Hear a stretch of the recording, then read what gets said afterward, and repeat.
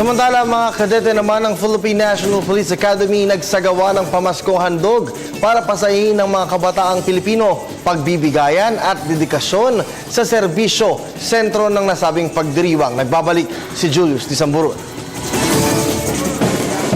Bilang pakikiisa sa araw ng Kapaskuhan, nagsagawa ng pamaskong handog ang mga kadete ng Philippine National Police Academy upang pasayahin ang ilan natin mga kababayan, lalo na mga kabataan. Ayon kay PNPA Public Information Office Police Chief Inspector Richie Yatar, taon-taon nilang ginagawa ang ganitong programa para makapaghandog ng kaunting saya sa mga kabataang Pilipino. Hindi pa ganito kadami noon ang mga pupunta dito, pero ngayon mga nasa 6,000 na mga kabataan at kung saan pagaling pupunta dito. Sa maliit na paraan, may papakita nila na yung paano sila magbigay ng pagpapalaga sa mga kabataan natin. Lalo-lalo na yung mga nasa foundation natin ng mga kabataan. Bukod sa mga silent drill, todo indak din ang mga kadete ng PNPA sa pagsayaw sa mga saliw ng tugtugin. Bilang bahagi ng kanilang pamaskong handog 2014, ito talagang yung mga kabataan natin hindi magkamayaw dahil sa kanilang pagbibigay ng mga regalo doon sa mga iba natin. Ito, may mga mascot din silang kasama dito.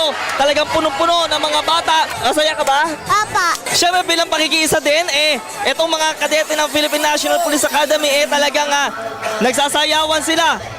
Tingnan natin indak na indak, kumbaga. Sir, indak na indak ka. Pamaskong handog para sa bata po. So, anong message mo sa kanila para ngayong Pasko? Sana maging masaya sila lahat ngayong Pasko. Merry Christmas po sa lahat. Merry Christmas! Naglagay din ang kanya-kanya mga booth sa mga kadete sa PNPA grounds kung saan may mga palaro para sa mga bata. Gagawin po namin ng lahat upang lahat ng mapag-aralan namin dito sa loob ng academy ay ma-apply po namin sa labas. Merry Christmas po sa lahat na nandyan po. Ang pag-celebrate kasi ng Christmas, dapat kasama yung family. Mas masaya pag kasama yung family. So, kami rin, we have our Christmas break, uwi kami sa pamilya namin. Para kay PNPA Class of 2015 President Dennis Monroy Dusan Jr., isang kakaiba at masayang experience ang kanilang pakikilahok sa pamaskong handog na ito ilang araw bago ang Pasko. This is our time to give back to the people and to the community. Since we are taught here in the academy to become police for the public, that is why this is a mechanism of the academy to develop police-community relationship. Todo ang pasasalamat ng mga batang nahandugan ng regalo. Saya. Thank you. Salamat po. Merry Christmas po. Bilang isang kadete, nakakagawa kami ng maganda para sa kapwa namin. Pinapakita sa mga kadete na ito yung marami tayong problema sa labas. Ito yung mga nangangailangan ng tulong, marami tayong dapat gagawin para maiwasan na kasi nakita mo ang daming kabataan Unang-una yung mga iniwan ng magulang, yung mga naabuso ng mga kabataan. So, kumbaga nakikita na mismo ng mga future officer natin na ito yung magiging problema sa labas na kailangan nilang bigyan ng pansin.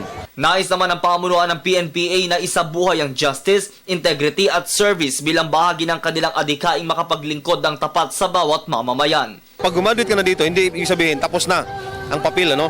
Patuloy natin silang sinusubaybayan at lagi natin silang nagsasabihan na huwag mawala yung nag-aapoy sa puso ng pagbibigay serbisyo. Para sa Telebisyon ng Bayan, ako si Julius Disamburot.